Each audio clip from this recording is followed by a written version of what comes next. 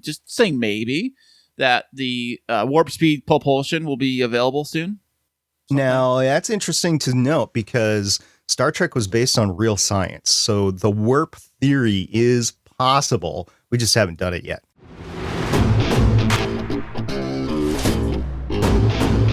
And now, coming to you from the K2 studios in San Diego, California, it's the world-famous Kris and Kristine Show.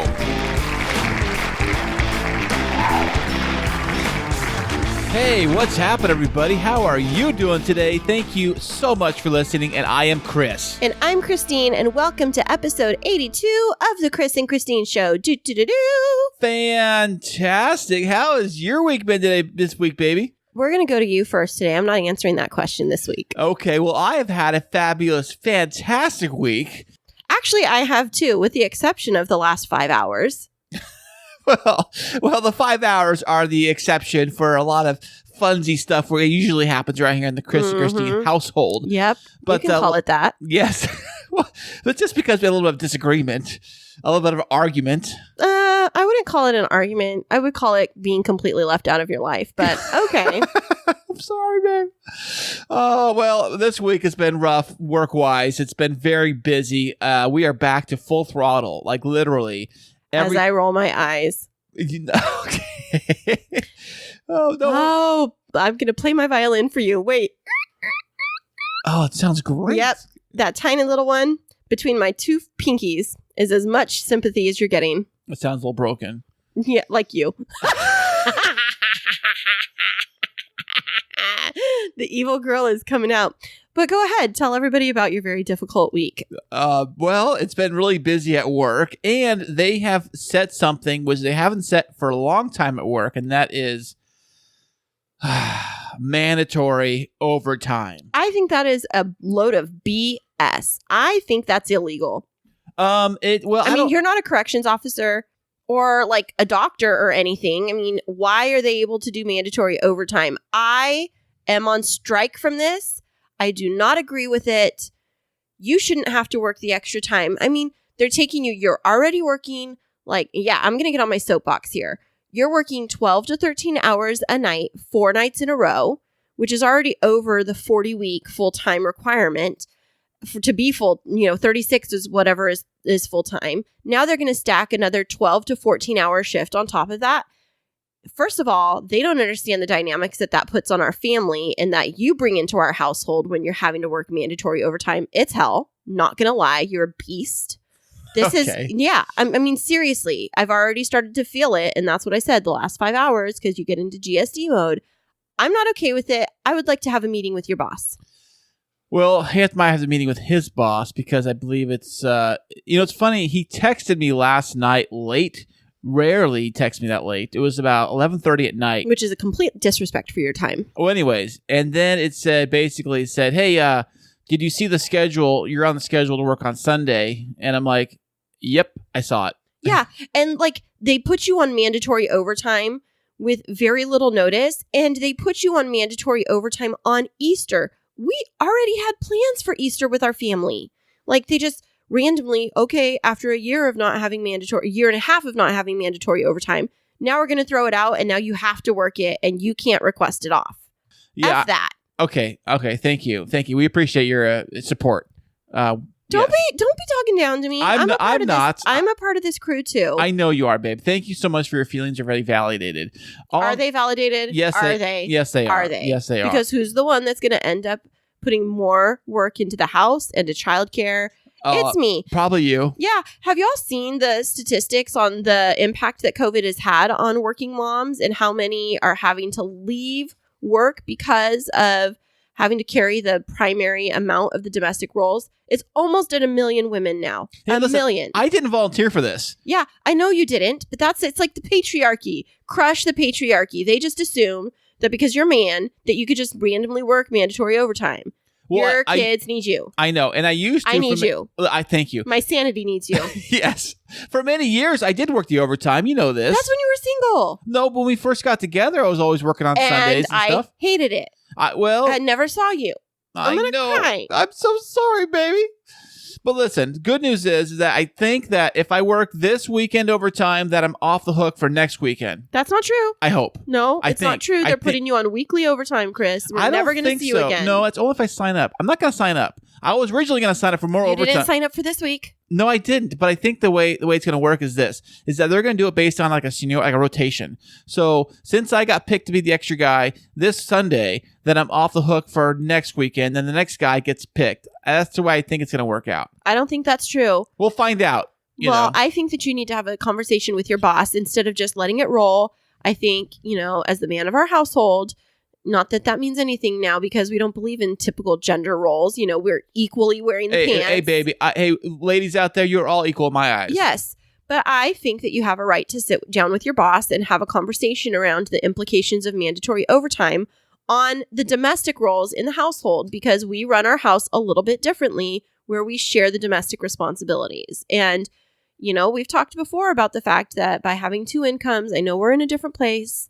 And we don't have to have you working the extra shift. So I think that you can sit down with boss man and just say, look, bucko, if I don't have to work mandatory overtime, I don't want to. My family time is more important. Family time is so important. I'm just really angry. Oh, I'm so sorry, baby. But hey, you know what? I'm going to say is that I think also there's a guy on vacation this week. So that's why he's out. That's why I'm working. He sucks. I know, huh? But hey, look at the bright side. I go on vacation. There is no bright side. Stop putting a silver lining on it. I go on vacation next month, right? Yeah, which is another thing. I'm having a rough night, everybody. I'm sorry, baby. Because I was supposed to graduate on May 14th, and you took a whole week off so you could come to my graduation. Whew, I am going to cry. Oh, babe. And I'm still going to get to graduate, but now it's going to be on a different day. We don't even know the day, so I don't even know if you're going to be able to come. Wait a second. The vacation I picked is no good? Right. That's what I said, because now graduation's sometime between May 14th and May 25th, so you're going to have this whole week off, and who even knows? And I'm just, I hate this. Oh, babe. I hate COVID. Oh, who does like COVID? I think the only people who like COVID is probably the guys administering the test because they get paid for that. No, they all hate it. Oh, do they? Oh, well, I figured the guys who make the test and the guys that make the vaccines, they probably love COVID. It's like their moneymaker. I just hate this. My only silver lining is I'm getting my puppy. Oh, yes, little woofers. Yes. What's his or her name going to be? I don't know. I was thinking of Bailey. I was just thinking of that tonight. I like Maggie if it's a girl. Okay, so here's my ideas. Because I like long names for puppies, but I call them short names. So I love the name Honeysuckle. It's like a little flower, but calling it honey. It's short, honey. Or honey, yeah. And then I was thinking Magnolia, and then calling it Maggie. Oh. Yeah, because like Maggie is cute. Oh, you know, it'd be cute though, Magnolia, to have like a little magnolia flower on the tags, like embroidered into it. Oh, that would be adorable. And then have all kind of magnolia or a collar, maybe like a collar for the dog with little like I don't know if they have it or not, but a little magnolia flower collar around the dog. Would be so cute with little bells when you hear anything hopping around, like ding, ding, ding, ding. But we could call it Maggie. I've thought of other names like Betsy, and I don't like that necessarily for a dog. I do like Bailey. I like Bailey, and I like Dr. Bailey from Grey's Anatomy, and so I thought that would be a good one. And then if we ended up getting a boy for whatever reason, even though I really wanted a girl puppy, then I want to name it Scout.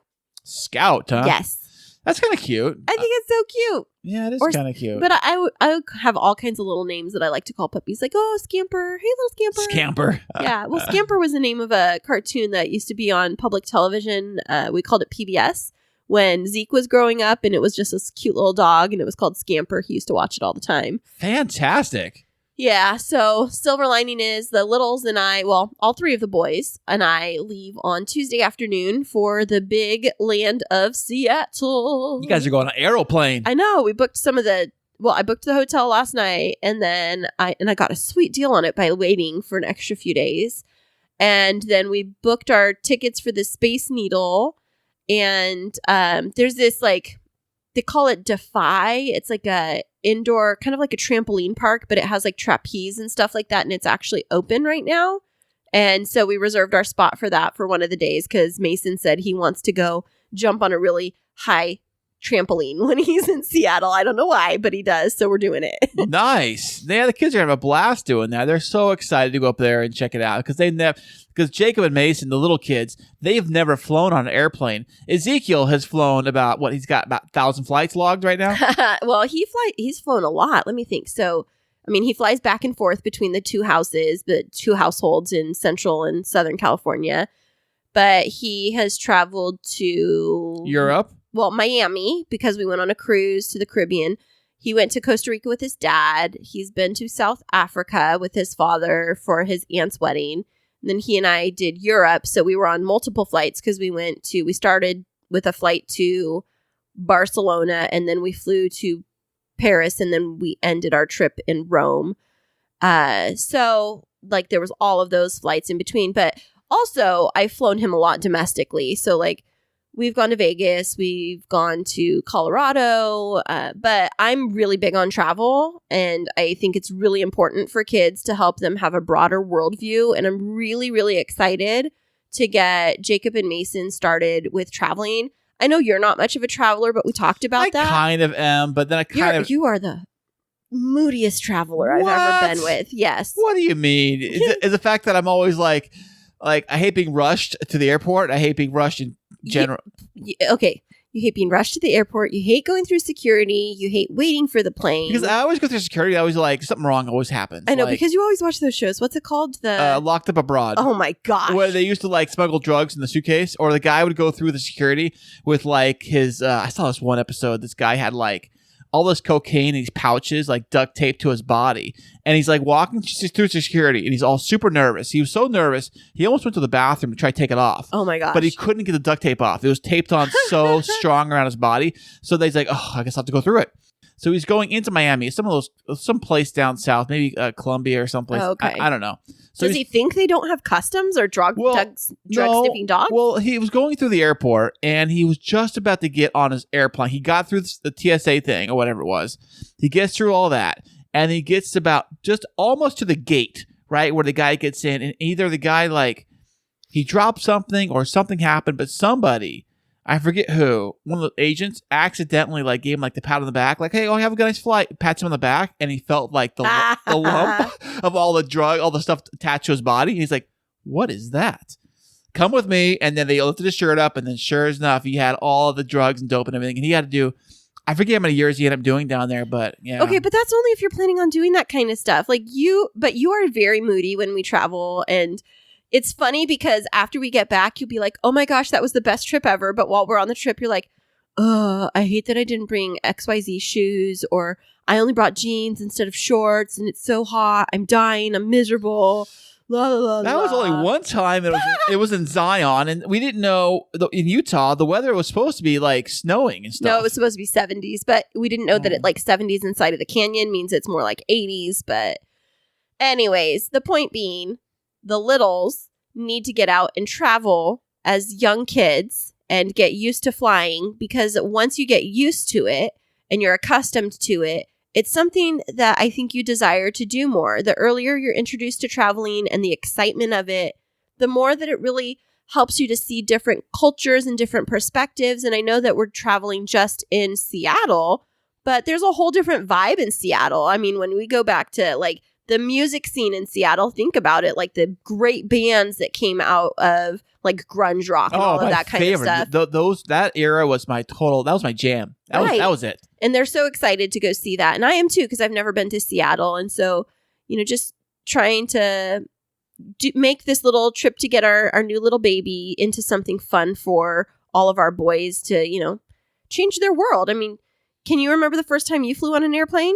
Yes, I do. It was actually fly back east to see my mother, my aunt and uncle. And how old were you? Oh, I don't remember. Probably, I don't know, maybe 5. Oh, yeah, you were little. Yeah, maybe 5. And I was so excited. Did they have planes then? Oh, yeah, they were propeller planes, Are you sure? There wasn't like somebody cranking it? They did. It wasn't like a hang glider with somebody flapping it way back in the old days? Yeah, it was. We actually got a running start. We had to push our legs. They got off a hill. It was like the Flintstones. It was totally like that.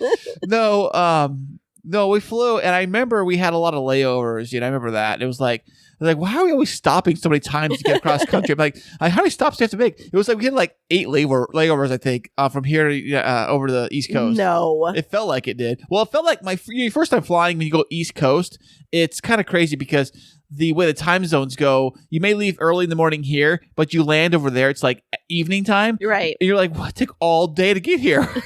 You know?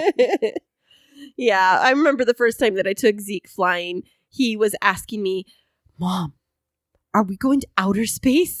And like the first time he remembered, because the first time he flew, he was actually like 18 months old. But like the first time he had a memory of flying, he was asking if we were going into outer space. And, you know, that's one of the things that I've thought about would be really cool is being able to go into outer space, but our planes don't go into outer space. Well, not yet. We're working on it. Right. But we have a fantastic guest on the show this week who is going to tell us lots of amazing things about space. And he is actually a rocket scientist. And we're going to have him on the show right after this.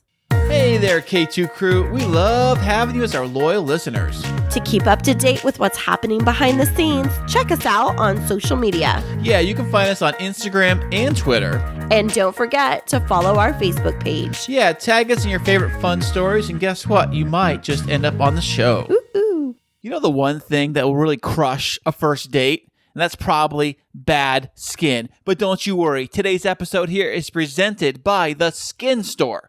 For over 20 years, The Skin Store has been the #1 destination for premium skincare, hair care, and beauty products with over 8,000 different products from 300 different brands. The Skin Store has you covered for all your hair, cosmetics, supplements, and of course, skincare needs.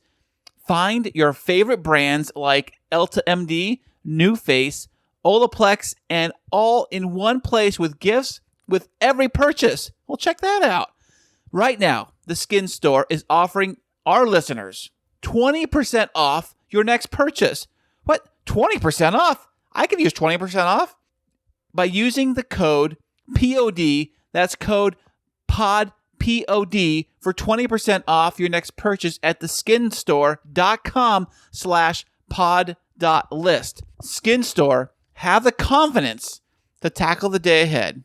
Some exclusions may apply. And welcome back, everybody, to the show. We have a very special VIP guest. I've had the pleasure of talking with this guy a few weeks ago on the other podcast, Podtastic Audio, and now he joins us here on the Kris and Kristine Show. Please welcome SP, a.k.a. Stargate Pioneer.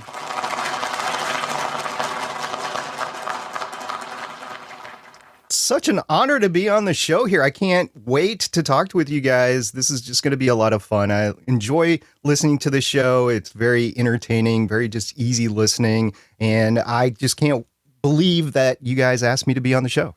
Oh, that's so sweet. Now, you say you're a listener to our show. My question for you is, may I call you SP or do I call you Star, Rockstar? What can I call you for short? Oh, please call me SP.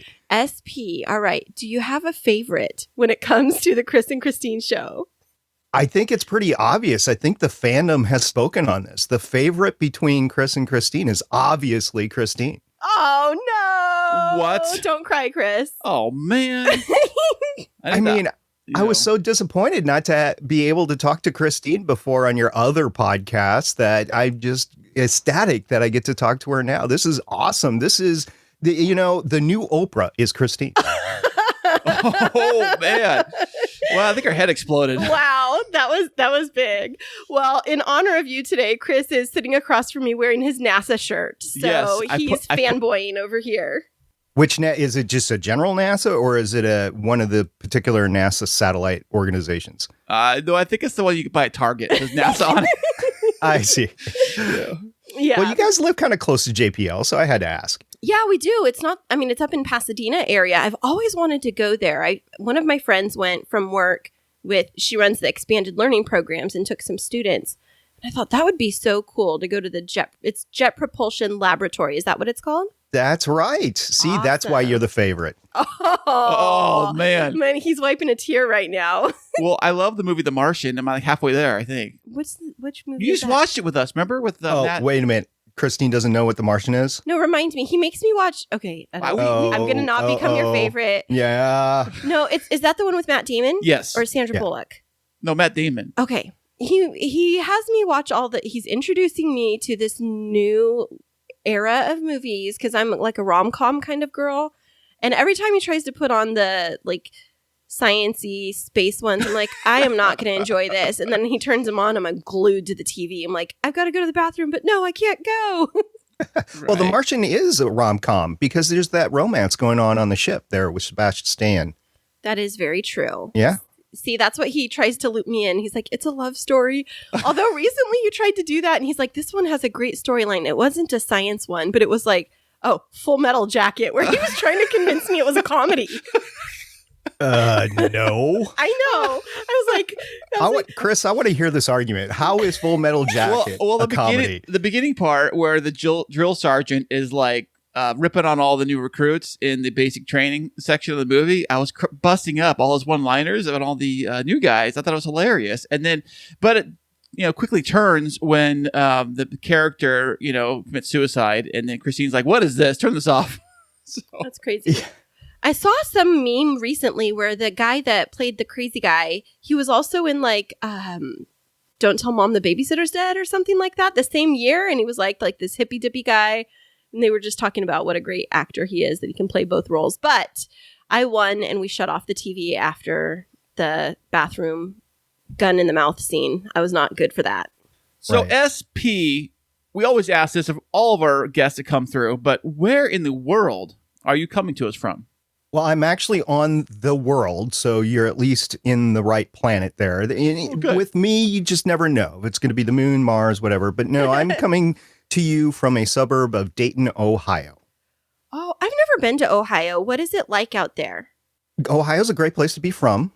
Okay. ... Fill in the blank. It's kind of the Midwest, and unfortunately, it's close to a lot of stuff. I'm within driving range of Chicago. I can go to the East Coast pretty quickly. Air travel is pretty readily available here to get anywhere I want to go, but that's could be said about most anywhere, unless you're really out in the boonies out in the West, where it takes you hours to get to an airport. But there isn't a lot here. It's a good place to raise a family. It was a great place for me to have the kids and grow up with the kids here, but I'm starting to feel it's time to get out of here. It's time to go somewhere else. I'm from Minnesota. I would like to get back to Minnesota, but there's also other opportunities, like SpaceX is expanding in the Brownsville, Texas area right now. We have just different opportunities. I was looking at a job in Maui just this week. Ooh. So yeah, there's some possibilities out there. So wait, SpaceX, that's like a big company okay, tell me what SpaceX is. I don't want to sound dumb, which happens frequently. No. Do you know, you do not sound dumb. You have 160 page dissertation out there. You're not dumb. So but SpaceX, I know that they launched, I don't even know. I'm so out of it. I'm going to sound so dumb right now, but it's like a rocket, right? They've launched several different rockets. Are you familiar with Elon Musk, first of all? Yes, Tesla, right? He's our neighbor, isn't he? Isn't Elon Musk famous for Tesla? Yes. Yes. Tesla, he first earned his money through PayPal and then Tesla, and he's got several different companies like the Boring Company. He's big into transportation. And one of the things that he's doing is trying to get the cost per orbit down through the use of reusable rockets. And one of his big rockets right now is the Falcon 9. The main stage from the Falcon 9 is reusable. It lands on ships after it launches so that he can just reuse them, and it just brings down the cost quite a bit for launches up into low Earth orbit. He also has the Dragon space capsule that is launched on a Falcon rocket that can take astronauts up to the ISS. They've already had a successful trip up to the ISS, the International Space Station, and back. So that's like his basic services through SpaceX. But what he's doing right now is he's trying to develop this new rocket called Starship, which will be capable of taking cargo and humans to different places like the moon and Mars. And he really wants to create this thing called Martian Base Alpha, I believe, or Mars Base Alpha. and he's trying to make it a thing. And I think he's got the money in order to do it. It's like these crazy billionaires that actually have the money to do stuff, and he's doing it, but he's doing it smartly. He's not just completely funding it by himself. He's got the services through SpaceX and launching different things. He's also started Starlink, which is the space-based internet capability. So that's pretty big now too. What? So you have you watch Netflix in outer space? You can watch Netflix from outer space right now. I don't know if you're on the International Space Station, if you could do it through Starlink. I think the antennas are focused down instead of core orbital. Okay, so back up just a minute. So you said Elon Musk is creating something called the Starship. Wasn't Starship Enterprise part of Star Trek or something? Is it like a self-fulfilling prophecy? He saw that growing up and now he wants to actually make that happen? I don't know if it's the name itself is really indicative of, a lot of people associate it with Star Trek, but it's really just a ship that can travel through space. So that's why he's calling it the Starship. I have seen, it's right out of sci-fi. I've seen pictures of two of these things on the launch pad stacked up right next to each other. It just looks like a fleet ready to go. I've seen the landings or the landing attempts anyway, of some of these early prototypes. The SN8 through the SN is the prototype line for Starship. So SN8 through SN12 have tried to launch up to 10 kilometers and then come back down and land again. They haven't really been successful. SN10 was marginally successful in that it landed, but then it blew up 8 minutes later. Wow. And then SN11 that they just tried this past week, it blew up before it landed, we think. I don't know. It was so foggy, nobody really saw anything. But these things look right out of sci-fi. If you watch them turn and burn their rockets so they can come back and land, it looks literally like something out of The Martian or one of the movies that Kris is forcing you to watch right now. Oh, they're so good, though. I love them. So, hey, speaking of SP, I got a really important question about this whole space travel stuff. How realistic is it that we can get a person to Mars and back again? Can we actually make it happen? And if we can, how do we even do it? It is realistic. I have my own thoughts on whether we should do it or how dangerous it really is. So first of all, you have space radiation. Right. The trips that we took to the moon in the 60s and 70s with the Apollo program, those were 3-day trips, a week at best.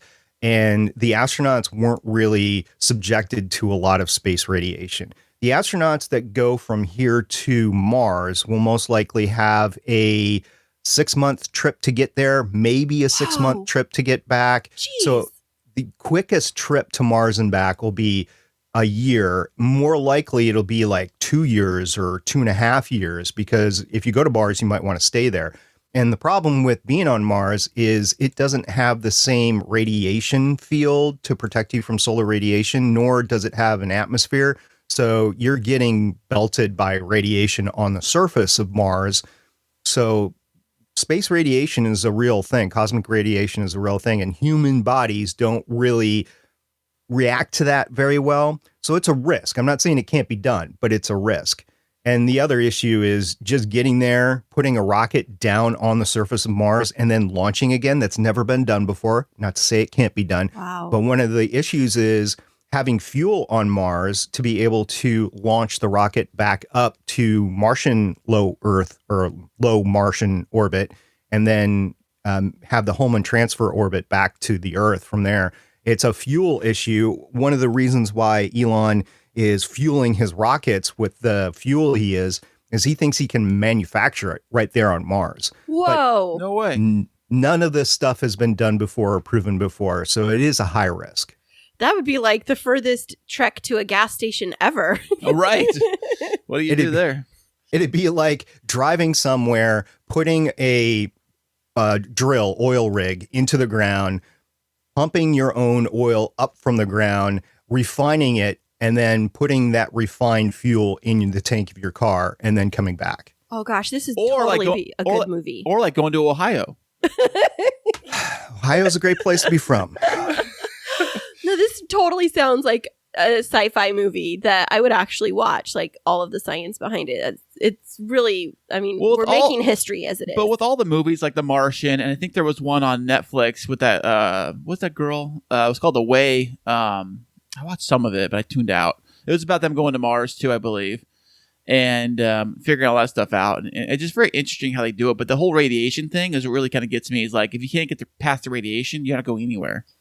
Yeah, when I believe it was the Hilary Swank. Yes, that's what it was. Yeah, series that you were watching. One of the ways to protect against radiation is put heavy water in the exterior of the ship to act as a protectant against the space radiation. And they did that for that show, and they ended up having to drill into the water in order to use it because they ran out of water along the way. Their water maker wasn't working and that sort of thing. I did watch the series. I would not recommend it, so I'm just not going to say what it is. Really? You would not? You know, I told my dad about it. He started watching it, but then he realized it was more like the show seemed to focus more about like the family dynamic than the actual space stuff.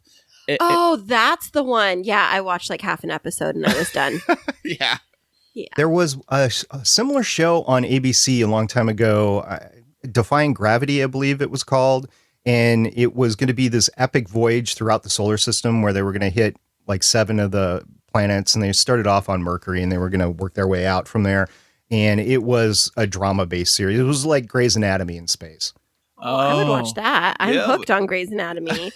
Well, so I told you that I don't think I've met a rocket scientist before, but I will say this. My grandfather, who is still living, he was an engineer with Rocketdyne when they were working on the space shuttles way back in the day, like before Challenger.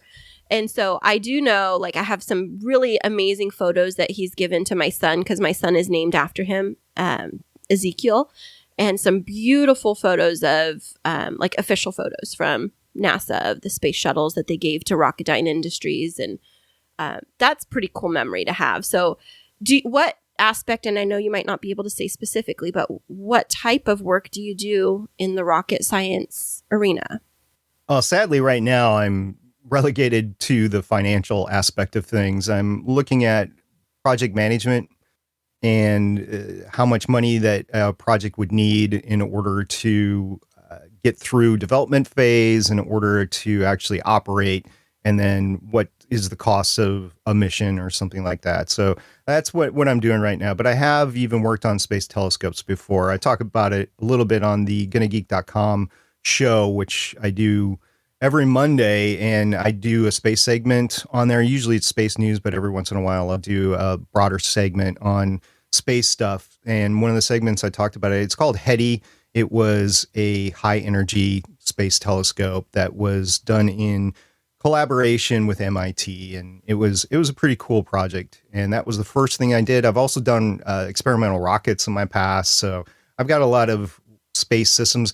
The really unique part about being a rocket scientist, if you hear that term, is rockets have a variety of different systems on board. It's like an aircraft that goes up into space, or maybe even a cruise ship would be better to and better analogy, that goes into space. So you have everything from plumbing and electrical to the central computer to generating solar power to space navigation to the rockets and how much thrust that you're going to get out of it, and the propulsion, the chemistry behind the propulsion, and the structural engineering of the craft or the satellite that you're doing. So there's just a lot of, you get to be a jack of all trades, basically. And I would hesitate to see master of none, because you really got to know your stuff when you're talking about a spacecraft.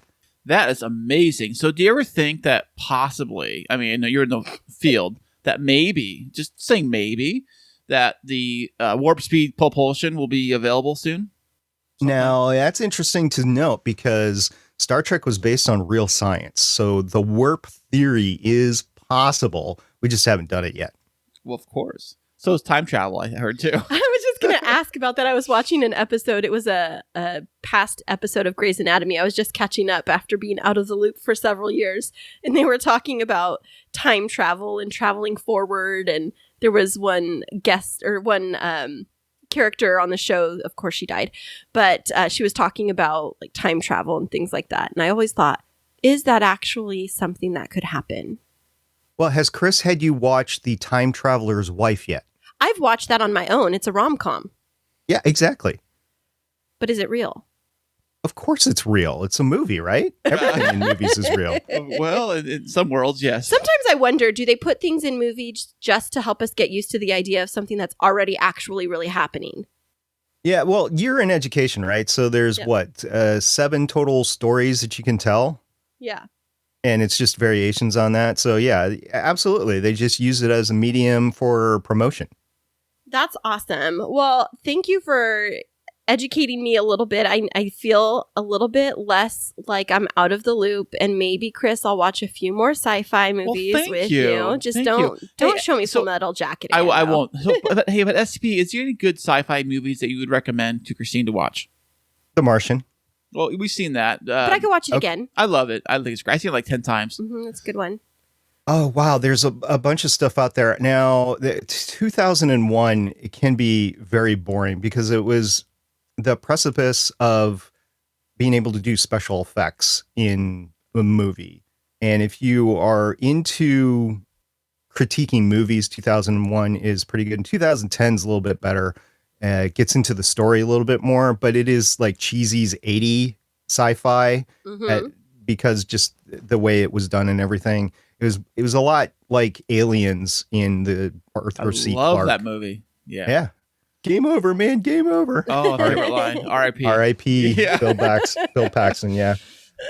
Yeah. So, I mean, there's just a ton. And in order to recommend it, I would just have to know a little bit more about what you like in sci-fi. So what are some sci-fi movies that you've enjoyed so far? Okay. So here's something to know about me. Kris knows this. When it comes to movies, I always forget the titles. I just can tell you storylines. And so I liked the one where, I can't even remember what it's called, where they had like the little pods that they went to and the guy like ran away in the pod at the very end. And then he was like in this alternate universe. What? See, this is why I don't.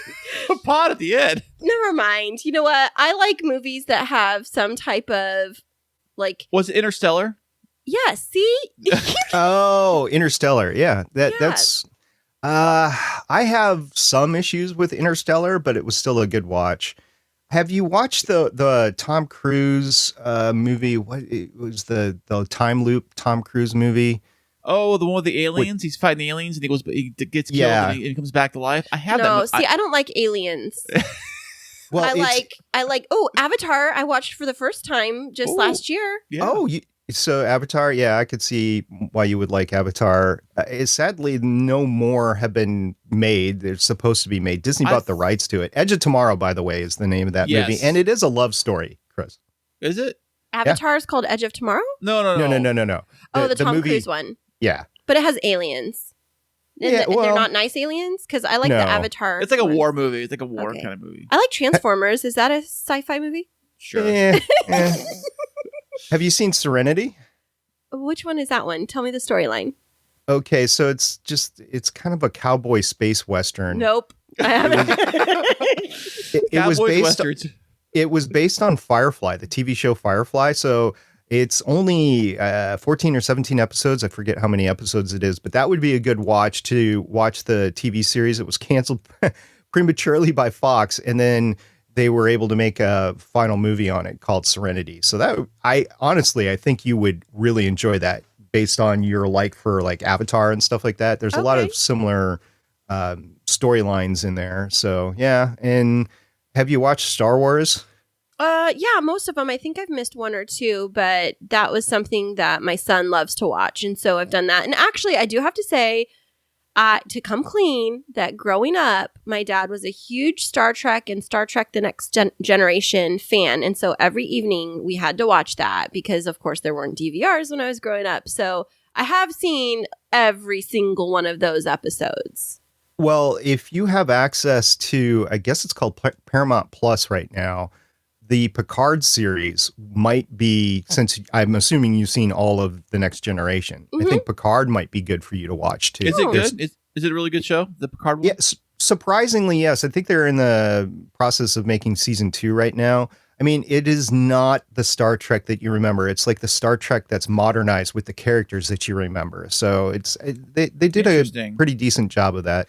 So I would say that my favorite type of spacey movies, or I would say even like wilderness types of movies, have a storyline of survival, and not survival against like evil people being out to kill you, but like trying to figure out how to establish yourself and build a new life. So like any of the ones where they like crash land and find themselves stranded on some foreign planet and then discover a secret garden and waterfalls and, you know, those types of things. And that there might be like a love story or like some type of like parenting and raising a child. Anything like that, I like. But if it gets way too intellectual, when I watch movies, because my brain is firing on all cylinders all day long, I like to lose myself in the story and not have to think as much. And maybe that's a bit shallow, but, you know, and maybe it's a lot to ask for from a sci-fi movie. But that's kind of what I like. Have you seen WALL-E? I love it. No. Yes. Yeah, you've seen WALL-E. No, I haven't. Pixar WALL-E? No, I've never seen it. We have it. Disney Plus has it. I saw like 15 seconds of it. But it's like about a robot surviving, right? Not about a human. Well, there is humans in the movie. It's a love story.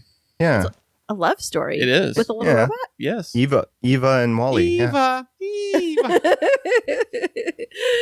Well, you'll have to think on this, and maybe you can shoot me over some recommendations, and I promise to watch them. Okay, as long as the list isn't too long. Yeah, one last one, Lost in Space on Netflix, if you haven't seen that. That's literally what you just described to me.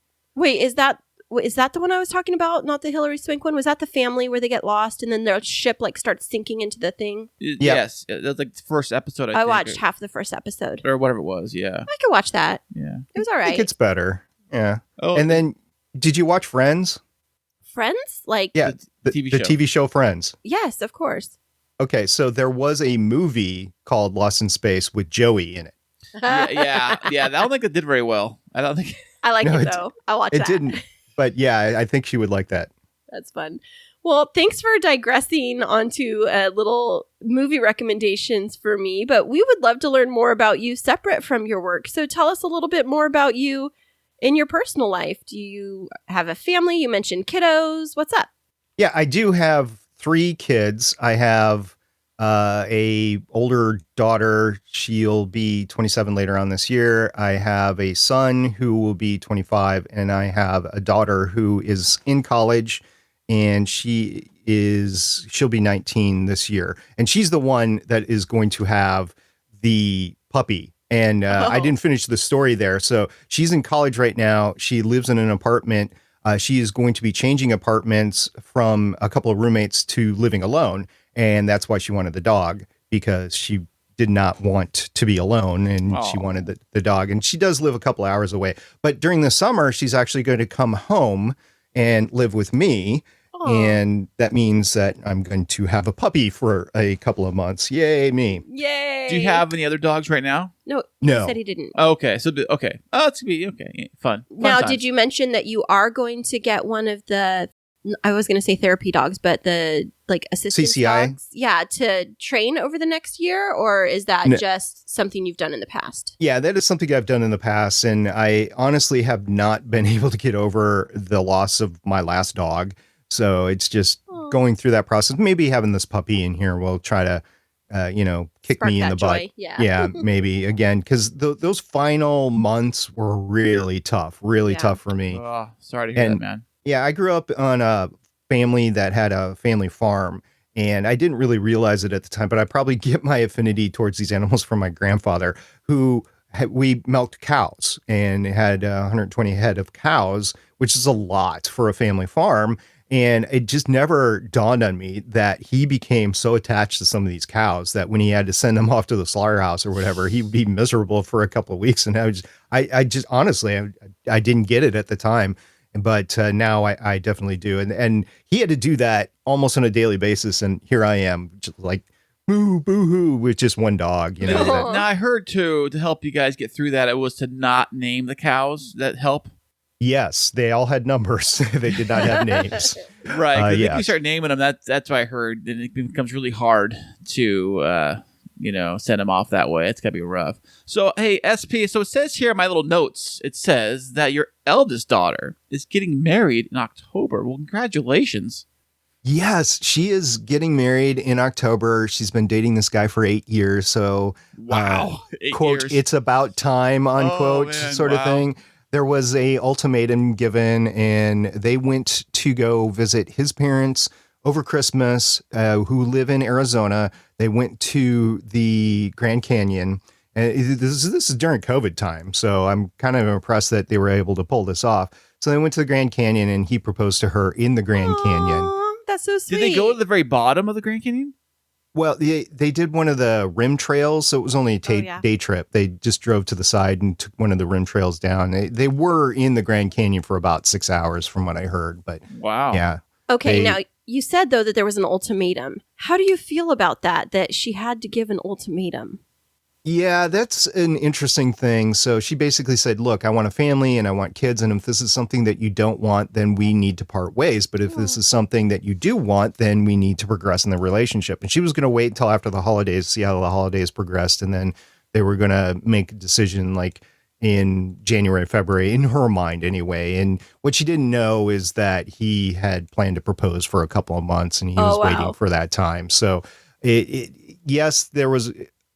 He made the plans to propose after the ultimatum was given, but they did have some time to think about it. So we'll see what their relationship is like. But they are very much meant to be together. They get along great, and they are interested in roughly the same things, and they're happy with each other. And I think she's just like, hey, look, we need to go for it. He's just one of those guys that initiative is something that he's going to have to learn.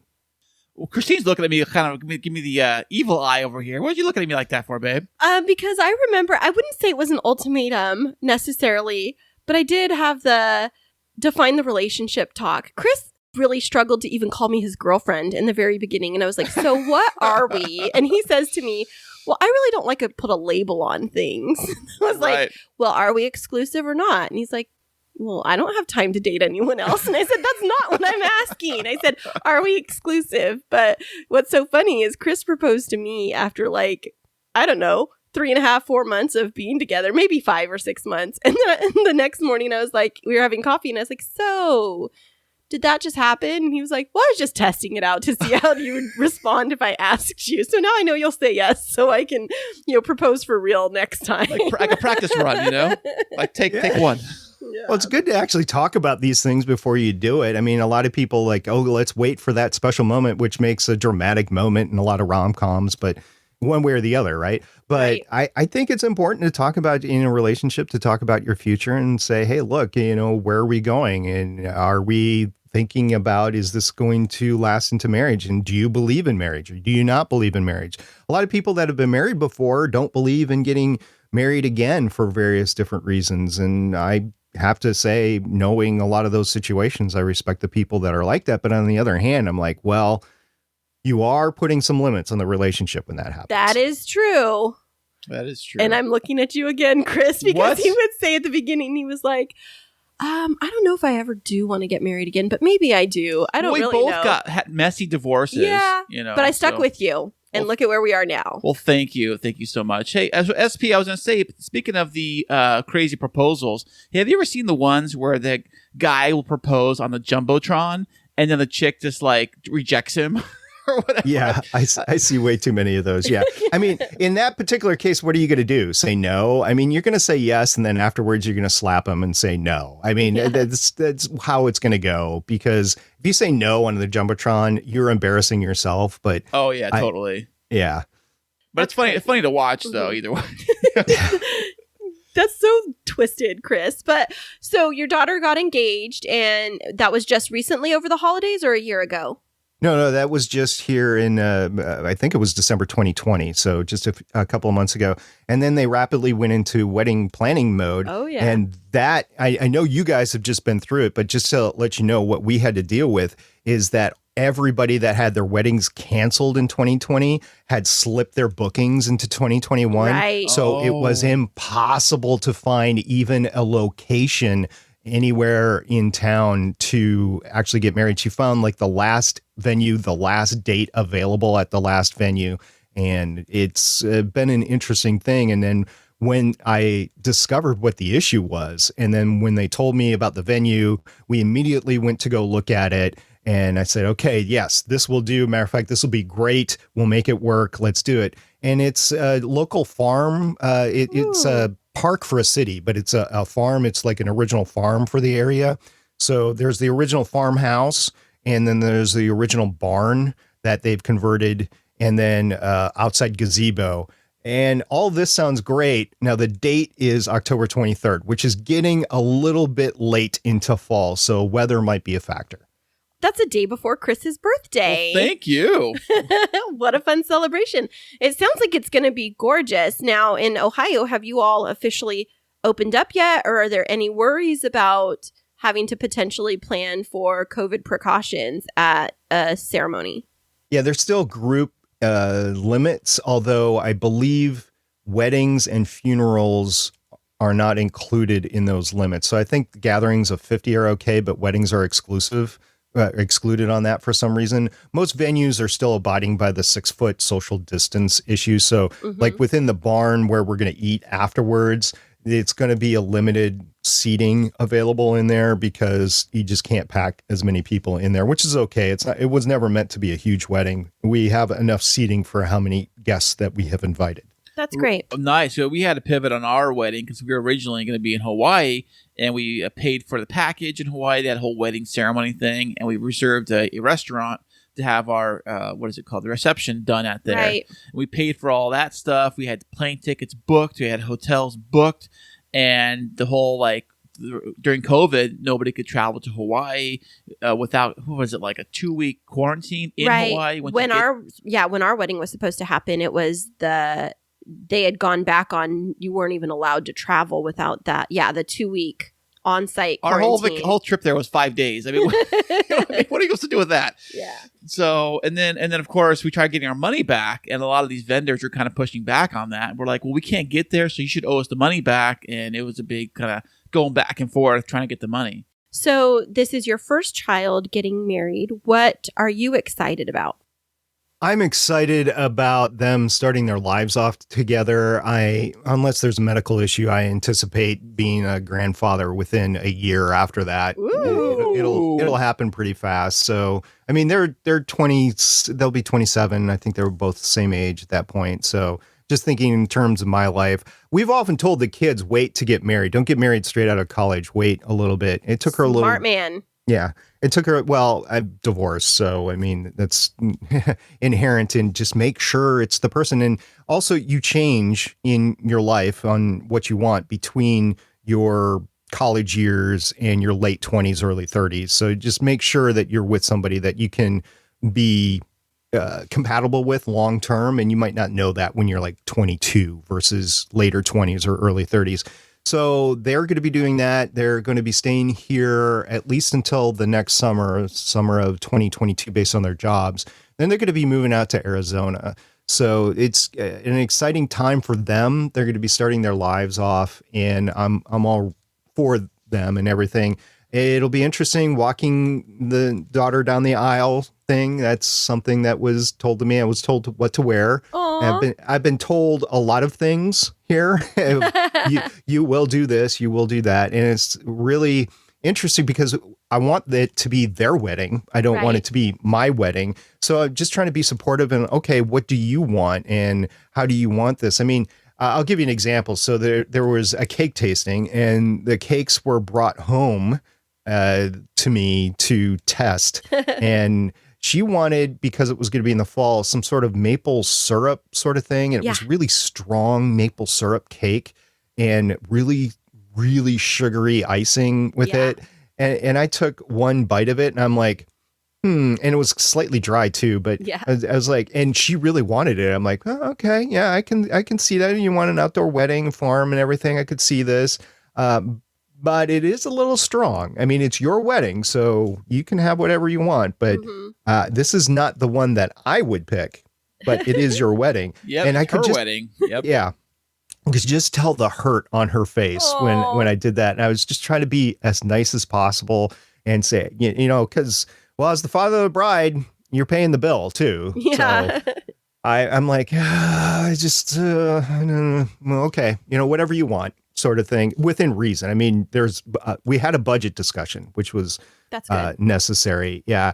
I think the $25,000, $35,000, $50,000 wedding, I think that's for those that can't afford it. That's just unrealistic. Why start your life off in debt or have your parents go in debt for that wedding that you just can't afford? And special location weddings, destination weddings are great if you can afford it. But if you can't, I mean, just stick with something that you can afford, in my opinion, and go for it there. That said, I would love to get married in Hawaii. Yeah. Well, for us, it was going to work out because we had free flights. We had our frequent flyer miles all stored up, and we had a great deal, and the package was super inexpensive. So well, it was like a wedding factory at the resort. They had it was like a $1,500 package. They'll do your ceremony. They'll have some musicians there, and then we were just going to do a nice dinner for like 20 of us to sit down. And when we were there on our a couple years ago, Kristine and I were there. We just saw them like every hour.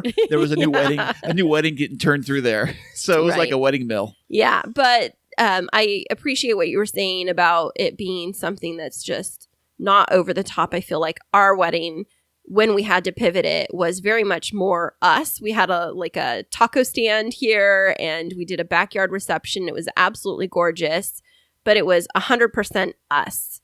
And it was just very intimate. My son, he's 16, decided to be the MC and try and rap during the reception, and it was hilarious. But the one thing that I was going to say to you, since this is your first child getting married and is a daughter, a little bit of advice if you're willing to take it. Are you okay with that?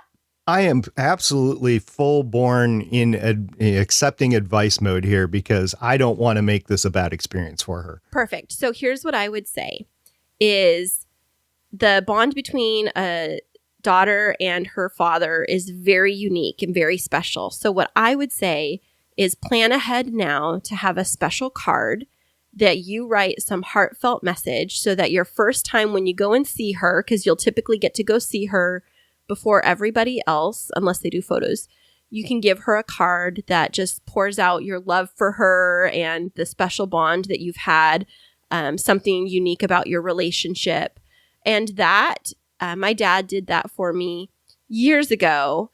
He has 4 of us girls, but that's something that I treasured forever because sometimes it's the things that you forget to say. And it's just on that day, it makes it even more special. And then the second thing is, when you're walking her down the aisle, tell her that she gets to dictate the pace because she has the big dress and the heels. And so that's one of the things that my dad said to me is he said, I'll walk at your pace. And so if she wanted to go quickly, you could take her quickly. But if she wants to just like savor it and pause or she needs a breath, that's the second thing. And then the third thing is have a handkerchief for her. And that's it. Oh. Great advice. The card thing, I had been thinking about that, but I had not done any hard movement forward on that. I will definitely be moving forward on that now. I mean, I know it's still like, I don't know, it's 6 months away right now. You got time. You got some time. Right. But yeah, I'll need that 6 months. Yeah. And then, one of the other things that a lot of guys don't know, like the grooms, is that it's customary for the groom to give a gift to the bride on the wedding day. And wait, it was? Well, we talked about that. We decided not to do it, but it might be something that he might not be aware of, and to have like a special something that she gets on the wedding day, different from the ring, but that's like delivered to her while she's getting ready. So you might talk with him about that because sometimes guys don't know that that's like a special thing, that it's not like written in etiquette books or anything, but it's a really special touch to the day. I will definitely let him know. Perfect. Well, are there any questions you have for us with our pandemic wedding experts in the house? Well, you just mentioned you're going to have a taco, or you had a taco bar. They are going to have a taco bar as well. Yay! How did that go for you guys? Oh my gosh, it was so good. Right. They actually set up a little, one of those like makeshift, I guess what do you call them, prop-up tents. It was like a canopy they had over it with their own lighting. And we had lighting and stuff. We actually rented lighting. We rented those heat, because it was in November, so it was a little cold. So right. we rented those heat lamps. Wait a minute. What is cold in San Diego? You don't want to know. It was a freezing 50 degrees. No, it was like 60.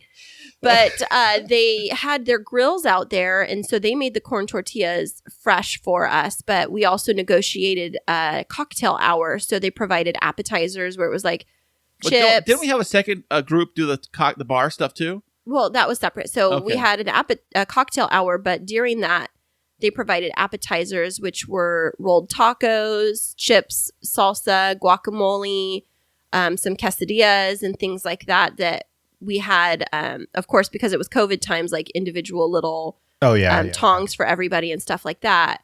But the tacos were great. I had family that came in from the Midwest, and everybody loved it. They could get seconds and thirds, and it was 2 different types of meats. There were the corn tortillas. They had grilled veggies, cactus salad, rice, and beans. And everybody's like, this is the best wedding food I've ever had. And it was so inexpensive. It was like maybe $8 or $9 a person. Yeah, that is inexpensive because if you go to the desired caterers for the location, it was the minimum, I think, was $12 a plate. Oh, wow. So, yeah. And then, of course, you get the bar. Are you guys planning on doing an open bar, or what's up with that? Yeah, it is going to be an open bar. We did get a bartender. There's going to be a lot of beer and, well, it's whatever we bring in. So beer, wine, champagne, and then he's a bourbon fan. So I'm going to be buying bourbon, and I'm a Scotch fan. So I'm going to make sure there's Scotch there, decent, good Scotch. Maybe not the most expensive Scotch, but I'm going to make sure there's enough bottles there. Then we can split the bottles afterwards, because I'm assuming that there won't be people won't go hog wild, and we only have so much time. It's not like we have the place until 2 or 3 in the morning. Right. One thing we did, we added this nice little feature for our wedding, which I thought was fantastic because I thought of it because I'm brilliant. We added a valet service right in front of the house. So it was pretty inexpensive. We found them on the app Thumbtack. I don't know if you're familiar with it, but it's all around the country. And if your place doesn't have it, it made it super easy for guests to pull up. It was just a couple $100s, and the guys were super professional. There was like 3 of them, right? Yeah, and so they had a full-on booth, and they had like they had like cones, and they had like the little lighting, like lights on the cones or something, and they had it all set up and everything. So guys would come in, and our house doesn't have a ton of parking, so they can come in, drop the car off, and then go park it down the street somewhere. Yeah. I'm sorry, I've got visions of Father of the Bride in my head right now. It was kind of like that, yes. Now that I think about it, it kind of was with the backyard reception and everything, but we did hire the bartender, and then we bought our alcohol in bulk between a store called Bevmo. I don't know if you have it out there, and then Costco, which is, I don't know if you have Costco or Sam's Club, but like our champagne, we went and got it in bulk, and we picked like a white and a red wine, all from Costco. And just what happened after was we had leftover alcohol at Christmas time, and we made little cocktail gift baskets for families with like, here's how you could like to make your own Cosmo, because that was one of our signature drinks. And so we put everything in there together for like your own margarita basket. And people loved that. And we just said, it's not like their actual Christmas gift, but here's an extra little fun thing for the holiday. That's an excellent idea. So now I won't be worried about it. And we looked into like the shelf life of all this stuff, and we're not planning on buying it for another couple of months. But yeah, we do have Costco's and Sam's Clubs here, and we were planning on utilizing that. Now, the hard stuff, I was going to plan to get that at a store that I go to here locally, but the beer and the wine we were going to get from Costco and also, Sam's. I don't know if you're aware of this, SP, but at Costco, if you go into Costco without a membership and you just tell them, I'm here to buy alcohol, they legally cannot stop you from buying the alcohol. I did not know that. Yes, it is a law because of prohibition. They cannot have a club. You cannot have a club to sell alcohol. It's something to do with that. So, like back in the prohibition days. Yeah. So with the prohibition era, because they'd have like the cover charges to go in to be able to drink or whatever. So you can't. Or the whatever it's called. Yeah, you have to be allowed access. So you go into Costco, say I'm buying alcohol. They should just give you like a card or wristband or something. I've never done it, but I've always had a membership. But that's what I heard you can do if you just want to buy alcohol and not get to pay for the membership. So my son, who's a chemist, he's actually working in a organization that is testing vaccines for COVID right now. He just graduated in December and rolled right into that. And he has approached me about creating a still. And I told him, Yeah, I know you want to do that because, chemistry and stuff like that, but it's illegal. Well, I used to brew my own beer. I had the beer kit I got for Christmas one year, and I made a batch of beer. But after making all the hard work of doing it, I'm like, you know what? I could just buy a 6-pack. Right? Yeah, you can make different flavors. I mean, if you're into craft beers, you can make it with a particular flavor or taste that you like that you're just not getting from a brewery or something like that. But in this particular case, you want to do the hard stuff with a steel, and that, to my knowledge, is illegal on a federal basis unless you have the correct permits and permissions to do it. Yeah, we're going to see him on that Moonshiners show. Right. Yeah. Well, we've definitely dominated enough of your time talking about wedding stuff, which has been super fun. But we also want to hear about your podcast because we know you are a man of many talents, not just a rocket scientist and father of the bride, but also you have several different podcasts that you issue on a regular basis. Is that correct? I do. I've done several different podcasts over the years, but right now I'm just active with 3 of them. I have Legends of S.H.I.E.L.D., which is a podcast on Marvel screen properties. We generally try to stick to the Marvel Cinematic Universe stuff, which included Agents of S.H.I.E.L.D. That was what we were primarily doing on. But we've been doing that podcast for 8 years, and right now we're covering Falcon and the Winter Soldier on Disney Plus as it releases. We just did WandaVision, and we're stoked for the new movies to start coming back out with Black Widow in July and the MCU continuing on after the whole epic Endgame Avengers movie. That's exciting. Yeah, it's been really exciting. I honestly was not a comic book fan growing up, but I really got into the Marvel Cinematic Universe starting with Iron Man in 2008. So eventually with podcasting, started a podcast about it, and it's been rolling now for 8 years. We've been really enjoying that. And then I also, as I mentioned before, I talk about space stuff on a weekly basis on the GuineaGeek.com show. It's a tech and entertainment /space discussion that I have with my 2 friends, Steven and Kris over there. And we just have a lot of fun there. And then for the past 5.5 years now, I've been doing Better Podcasting, which is a podcast about podcasting to help hobby podcasters make their show better. And I do that with Steven, and we really do that.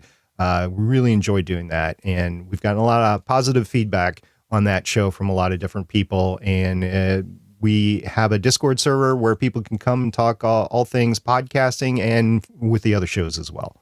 That's awesome. That's awesome. I listen to that show every time you release it, and it's really helped me out quite a bit because when we first started this podcast, we literally didn't even know which end of a microphone to really use. Nothing really, Yeah, welcome to the club. That happens to most of us, even rocket scientists. And audio, I just don't understand audio. In the movies, it comes in so great. You got these space people in helmets, and it sounds just great. And you're like, oh yeah, the microphone technology exists. No, it doesn't. But it's all movie magic, so I'm good with that. Well, that's awesome. And I love hearing from other podcasters and having them on our show because we share a common passion and common interests. But, I'm still interested to know about why I'm your favorite. But really, I did want to ask you, do you have any questions for Kris and I? Know that you listen to our show. Anything that you would love to know about us about the behind the scenes life of Kris and Kristine? Well, first of all, I just want to point out that, Kristine, you are an excellent interviewer. The questions that you ask are well researched, and you listen to the person that is talking, and you're able to really craft the conversation back and forth. Have you had any training in journalism or broadcast, or is this all just based on your education? I would say that, so no, I have not had any training in journalism or broadcasting. But in my doctoral program, we did have a significant amount of work on interviewing. But in my professional work as an executive leadership coach, I did go through training with the Carnegie Institute out of Stanford, and it's around improvement science. And part of that is building proficiency in empathy interviews. And so you have to really train yourself to engage in active listening, and you have a semi-structured interview where you have a few questions, but to really dig deep into the understanding the experience of the individual you're interviewing, you have to listen so intently and build deeper to get down to whatever the root of the dysfunction is within their system. So I just say I'm like very curious. I just take a natural curiosity towards people. Well, it makes a great skill, I guess, for an interviewer. And that's one of the reasons I enjoy listening to your show. And Kris, I've been joking quite a bit. I've been pandering to your lovely wife over there, but I do enjoy your part of the show as well. And we've talked extensively about your podcast hardware and the stuff that you do behind the scenes and stuff like that. So I just want to throw my hat off to you there. You're doing a great job. It's an excellent production. And if it wasn't an excellent production, I guarantee you I wouldn't be listening to it because, well, after you've been podcasting for 10 years and editing your own show over that span of 10 years, you become a little bit of an audiophile and you're like, that just doesn't sound right. But a good production, you know what it sounds like and you really enjoy it. So yes, Kris, you have done an excellent job with this show. Oh, well, thank you so much. That's high praise. Okay, wipe a tear. Okay. Handkerchief, please. Thank you. I do have a question for you, though, Kris. Yeah, what's up? So $15,000 to redo the pipes in your house? I don't know. That's what Kristine said. The contractors that come through here, they quote you something. Somebody quoted us $20,000 to redo the air conditioning. I said, get out of here with that, Oh, I went through the whole HVAC thing. That is a story. I don't think I've told that on the podcast before. So I was up at my family's lake home 2.5 years ago in Wisconsin. And all of a sudden, my smart home stuff was saying the temperature was going, outrageously high. I was like, what the heck is going on? So I booked it back over the course of the next day. I shut it down, booked it back. I came home and I found that the external compressor had been just caved in from the top. Whoa. And I was like, what the heck is going on here? And I do have a home surveillance system, but that part of the house had not had a camera on it at the time. So I didn't know exactly what happened. But if I take a look at the footage around the other sides of the house that I had, it was pretty obvious to me that the neighborhood kids were around that area playing. Oh. And I think what happened was they climbed on top of it and they were jumping off of it. No. But I have no proof of it. So I didn't blame any of the kids. I didn't blame any of the neighbors or anything like that. But it made me have to get a new HVAC system because there's just no repairing it. It was destroyed because the fan that moves on the top, what happened, it was still running when the thing was going down. So that radiator around the side just got totally destroyed by the fan blades as it went down there. Oh, man. So I had 12 companies come out, take a look at it because if it was repairable, I wanted to repair it. I didn't want to drop 15, 20 grand down on it. So they came out and 3 guys who I respected based off of the resume. And one guy said, I've been doing this for 30 years. I've never seen this. And all 3 of them have said, so was somebody jumping off of this? And I said, honestly, I don't know. But the fact that 3 separate guys said it from 3 separate companies told me that that's what happened. So I didn't tell my neighbors what had happened. They just knew all of a sudden I was getting new air conditioning and I got a new high efficiency heat furnace with that as well. But that cost me about $12,000 to replace all that stuff. It did come with a new smart thermostat hub. It is actually a smart home hub with it. And it's been a joy to use that the past 2.5 years. I just know that I'm going to have to replace the hub. So it's like one of those new refrigerators that you get with the tablet front on it. And you just know that within 3 years, that tablet's going to go out because it's just going to be outdated. So you're going to have to get a new refrigerator. So in this particular case, I don't have to get a whole new HVAC system. I'll just get the new thermostat, but it's going to be several $100s. It's not going to be the $100 from Home Depot or Lowe's or something like that. So the one that did break, was it an older unit or was it fairly new? It was construction. So I had the house built in 2003. So it was the original constructor grade stuff that was put into the house. I'm finding that when you build a new house and you go with one of these builders that build out an entire neighborhood, all the stuff in your house is cheap and you're going to have to replace it over time. And I don't have metal pipes. I have PVC pipes, so they should last a little bit longer getting to your predicament. But I've had to do things like the entire western wall of my house was leaking last year, and I had to have that whole thing replaced on the exterior. I have a foundation crack because of the water issue that I have. I'll spend a couple of $1,000s to shore that up now that I've done that. The windows all need to be replaced, but I'm doing it in stages because it's just too much to do from the entire house. So what I've found over the years, and I didn't know this when I first got into home ownership about 25 years ago, is that you should budget somewhere between 3 and 5% of your home's value every year for maintenance and improvements. That's a lot of money. Yeah. For these prices out here, it is. Yeah. Goodness.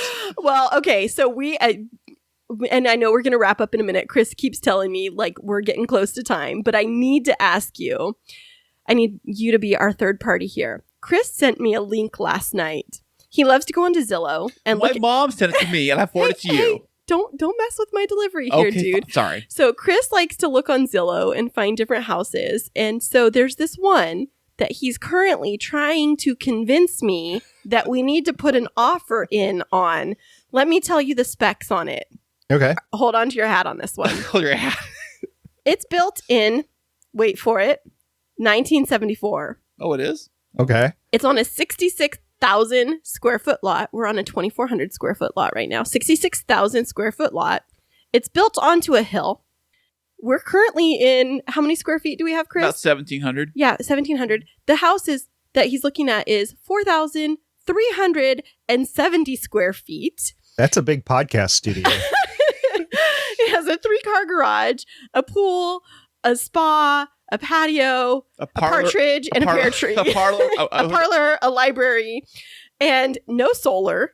And the place where it's situated gets up to 100 degrees during the summer. And, if a house out in California was built in 1974, it's guaranteed to have asbestos in the walls. So my question to you is, SP, would you be putting a bid in for this house? No.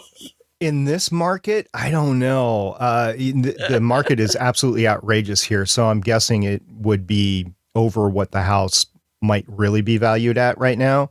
But the converse thing is you could probably sell your house for a lot more than you bought it for. That we already know. We're probably, I think if I sold today, I would pocket. We would pocket. I'm sorry.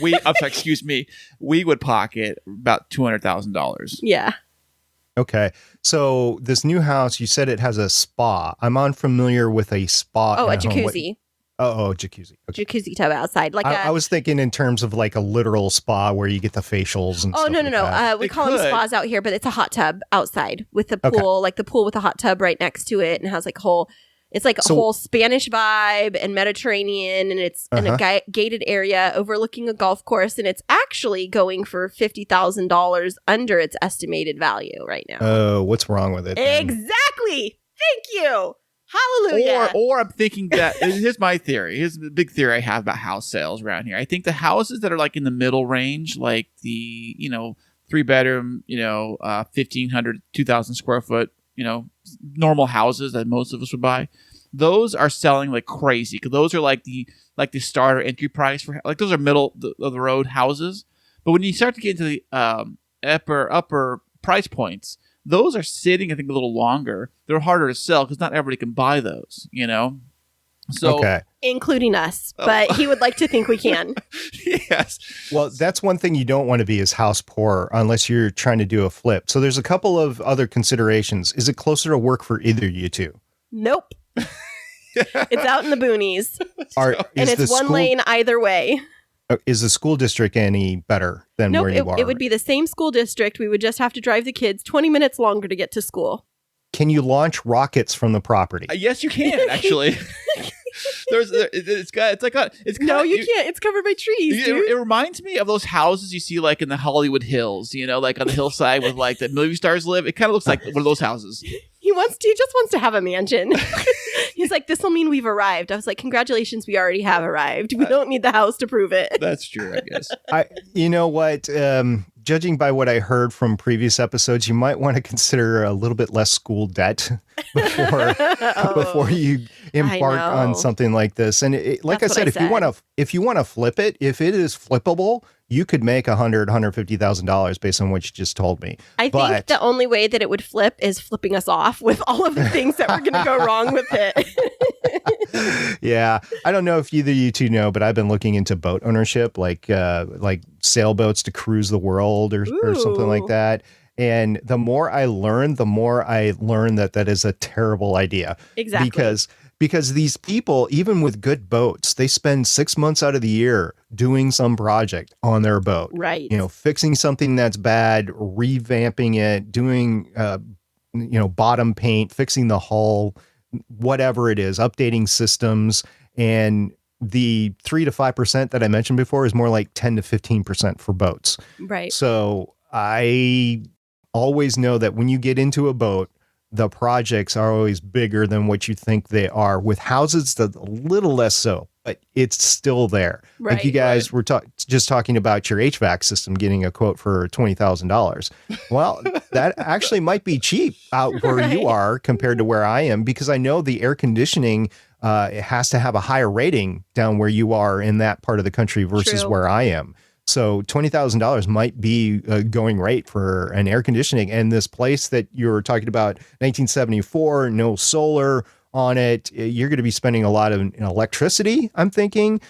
Plus, when you have brownouts, you're not going to have any capability in your house sort of thing. So, I mean, these are all things that you have to consider. I'm not going to say no, but I'm going to say you better know what you're getting into. Well, I will wrap it up with saying this. Kris thinks that it looks like a house in the Hollywood Hills. To me, it looks like the scene of a Hollywood Hills murder scene kind of house where it's like the girl is by herself out in the middle of nowhere at night while her husband is off at work. She hears the strange sounds. The dog starts barking. And next thing you know, there's a person with the scream mask, like with a knife going.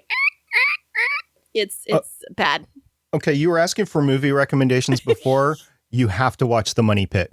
That's what Kris said last night. I just told her yesterday. I just told her that because we're talking about this house, and it totally reminds me of The Money Pit. and she hasn't seen that. We're going to watch it this weekend. Yeah, for sure. Well, SP, we have loved having you on the show, and I've just been so entertained with your questions, and thank you for, humoring me by telling me that I'm your favorite. But we did want to make you the first person to know something that Kris wanted to announce before we started recording, so we're going to let you know what that secret is right now. Okay. He's pregnant. No. How'd you know? It's triplets. No, but I don't know. See, there's nobody named Kristine here in the studio. But we do have somebody called Dr. Kristine. Well, thank you. Oh! It happened on Tuesday. I officially passed my final dissertation defense and was officially dubbed Dr. Shipman Smith from here on out. That is fantastic. Congratulations. Well, thank you very much. And now you helped us introduce me with my new title. Kris thinks that I need to start my own podcast, Conversations with Dr. Kristine. There you go. Yeah. From the K2s, from the worldwide famous K2 Studios. Absolutely. Well, you know where to find us, but where can our friends and listeners find you and your podcasts? Oh, the best place to go would be at our website, gonnageek.com. That's GONNAGEEK.com. You can find all the activities I was talking about earlier on that website. That's fantastic. Well, thank you so much, SP, for being on the show today. We really enjoyed it, and we look forward to continuing to connect with you and learning more about the wonderful things you're doing on your shows. Yeah, thanks. It was an honor being on this show. Like I said before, right at the beginning, it's been an even better, entertaining conversation. I just can't wait to have another conversation with you guys. Maybe I'll be a guest on the Dr. Kristine show, seeing how screwed up I am with my rocket scientist, or the how well or how poor the wedding went. Yes. Fantastic. Well, we'll be waiting to hear more great things coming from you. Thank you. Thank you. The Podbreed Network is strictly for the small podcasts that are up and coming in the vast world of podcasting. Podbreed is made up of many diverse podcasts coming together to achieve the same goal of being the best damn podcast network on the planet. Find out more at podbreed.com. Well, Dr. Kristine, how does it feel to be officially announced you're on the podcast? Well, I mean, I've officially defended my dissertation. I can't actually write doctor on anything yet until my degree is conferred in May, but that's okay if you call me Dr. Kristine. Hey, and every listener listening right now, this now is the Kris and Dr. Kristine show. You're such a brat. We're not going to go by that. But I have been thinking about like what's next for me because school took up so much of my time and I'm going to have so much extra time now. What would you think, Kris, if I mean, you have Podtastic Audio. What if I was to do like my own spinoff where it was like coaching with Kristine or coach your way to success with Dr. Kristine? Oh, God, that sounds lovely. You think so? We'll work on the title. I mean, it's a little kind of iffy, but right now it's my idea. I know it's your idea, but we have to like make it pizzazz it up somehow. I think it was pizzazzy. You're talking down about my title. I'm not. I'm just gonna fluff it up a little bit.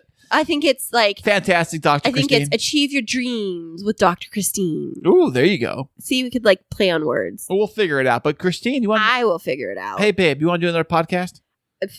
If I was to do it, I would be doing it by myself with content creation, but I might choose to hire you as my producer. Oh, well. Or my editor, but that wouldn't mean that you get to direct it. I would be the director. Actually, I'd be the director and the producer. You could be my manager of editing, but I would hold all of the creative license. Okay, of course. No bossy Kris bossing me around second podcast. No, I won't do that. So, hey, do you think you have any guests you could line up for that? Would be SP maybe? Dude, I have a list. I do. Okay. They're banging on my door. You know, I heard that Oprah was considering coming on and Dr. Brene Brown. I also heard Eddie Vedder. Okay. Is he still alive?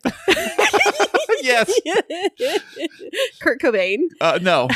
I'm just going to, consult with the higher realm. Okay. But no, I mean, I really do think that if I was to make it about, I've been thinking about a podcast as I've been doing some coaching with women in trying to get back into industry after being out, as some of the statistics I was mentioning at the beginning of the podcast about how many women have had to exit the job force to be able to keep their kids educated and to take care of childcare in the midst of the pandemic. I've been thinking about a series, even if it's a limited podcast series, focused on how to, I don't want to call it get back up, but like bridging, I don't even know how to explain it, but getting back in the game. That's what it is. Like getting back in the game after being knocked down.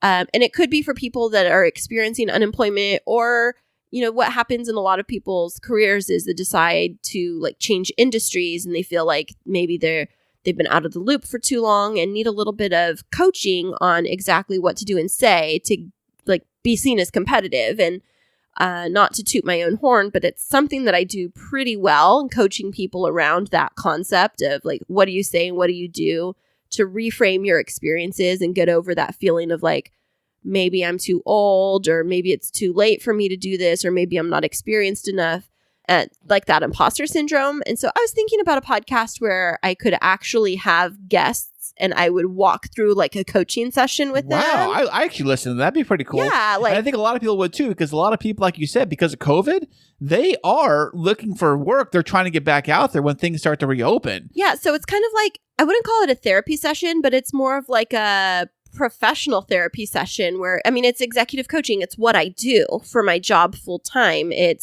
I work sometimes on like data infrastructure stuff, but I've counseled and coached numerous high-level administrators within school districts and helping them like break through their own personal mindset barriers to achieving their next promotion. And I feel like maybe I could do that on a broader scale through a podcast. What do you think? I think that sounds fantastic. And I know this episode has been very long for you guys. Thank you so much for listening. We both really, really appreciate it. You know what? It's not long for everybody because, just like SP said, my fans have spoken and they love to hear me talking about my interests. And so I could continue to go on and on and on. Well, you will. And look out for a second podcast near you, Dr. Kristine. Maybe in the near future. But until then, we will see you all back here next week. Remember this week that life is too short to wake up in the morning with regret.